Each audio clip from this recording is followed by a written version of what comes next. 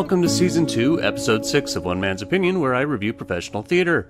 Today I am reviewing the Broadway revival of Stephen Sondheim's Into the Woods, directed by Lear DeBessonet, on a limited run at the St. James Theatre through August 21st. There's been quite a bit of adulation for this revival of Into the Woods, and well, yeah, this revival is founded on a brilliantly simple concept with a stellar cast, a robust-sounding orchestra on stage, and a scene-stealing cow. The show has an all-star cast including Sarah Bareilles, Brian Darcy James, Patina Miller, Philippa Sue, Gavin Creel, and Joshua Henry.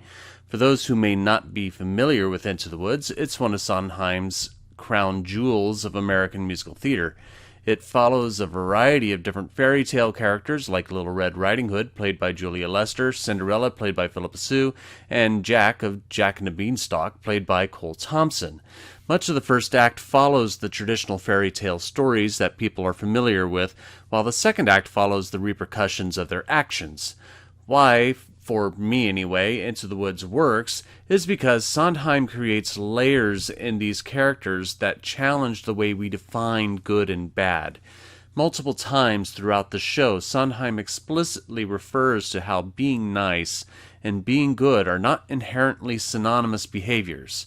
Most of the main characters may behave nice or present themselves in nice, polite ways towards others, but they have ulterior motives that make them duplicitous, or worse, bad.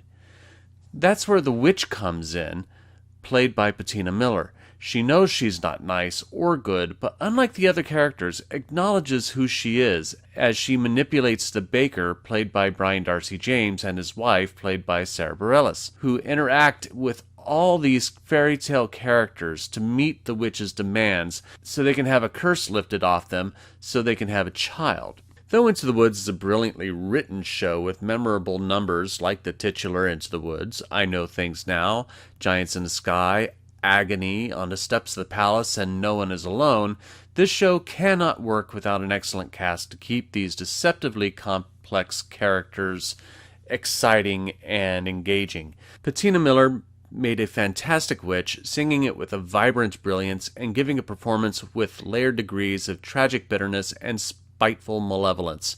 Philippa Sue continues to grow as an actress with her comically hopeful turn as Cinderella, and Bareilles stops the show in the second act with her performance of Moments in the Woods. Both ladies are absolutely splendid. Brian Darcy James was out the night I was in attendance, but his understudy, Jason Forbach, gave such a tender and rich performance, he could have, in any other casting situation, easily been cast as the baker instead of the understudy. The surprise treat of Into the Woods is Kennedy Kanagawa, who is the puppeteer and actor for Jack's cow, Milky White. Designed by James Ortiz, Milky White is richly expressive, and Kanagawa brings the audience to tears, whether it be in laughter or sadness, in making this cow, mostly made out of white painted corrugated cardboard, come to life. DeBessonet uses David Rockwell's layered stage design to give the staging depth, even with the 15-piece orchestra under the direction of Rob Berman sitting in the middle of it. Action happens from the extreme upstage and downstage, drawing the audience's eyes through different focal points as the story moves. This Into the Woods is so much fun. It's the best musical theater I've seen in years. So go see Into the Woods before it closes in August. Now this is usually where I sign off, but I have 3 bonus reviews for you. This past weekend, I was traveling through Maine and Massachusetts working on a book, and 3 of the theaters I visited invited me to see their shows.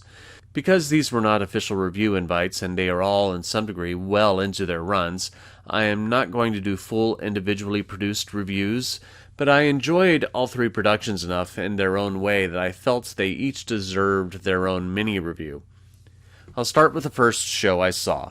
William Shakespeare's The Tempest, directed by Stacy Koloski, produced at Phoenix Theater Company in Portland, Maine, running through July 29th. Phoenix Theater presents an annual Shakespearean play at Deering Oaks Park in the heart of Portland, which creates a unique environment for theater. Koloski's staging has a drapery backdrop that waves with the wind blowing through the park, giving the imagery of a shipwrecked sail blowing in the wind. A fantastic element is that once the play starts, if the characters are within eye line of the audience, they generally stay in character, even if they're off stage. Joe Barrer, who plays Caliban, the monstrous servant of the vengeful shipwrecked sorcerer Prospero, is seen foraging back behind the stage, collecting wood in character. It's a fantastic touch. There are some inherent problems with live theater in a public park, like this one here at Deering Oaks, like helicopters landing and taking off at the nearby Greater Portland Health Hospital, and the occasionally drunk and disorderly civilian yelling incoherently. But even with the distractions, the cast gives an engaging performance. And also the show's free, so it doesn't cost anything to see it. So if you're in the Portland area, definitely check out The Tempest, produced by Phoenix Theater Company at Deering Oaks Park. The second show I saw was Penobscot Theater Company's production of 9 to 5 at Bangor Opera House at 131 Main Street in Bangor, Maine, running through July 31st. Based on the 1980 film of the same name, the music and lyrics are written by Dolly Parton, who was in the original film, with a book by Patricia Resnick. The musical itself is overlong. The first act runs an hour and a half, which runs to when the three leading ladies, Violet, played by Heather Asbury Libby, Judy, played by Laura Hodos, and Dora Lee, played by Christy L. Robinson, abduct their boss, Franklin Hart, played by Kyle Munson. To give some sense of time, the movie is only 20 minutes longer than the first act. What makes up for the lengthy runtime is the dedicated performances by the cast, especially from the three ladies, and also Janelle A. Robinson, who plays Hart's assistant Roz. She steals every scene she's in, and she is so delightfully funny and entertaining. She is missed in every scene that she is not a part of. So, yeah, 9 to 5 is a little long, but aside from that, a dedicated and excellent cast makes up the difference and is worth seeing.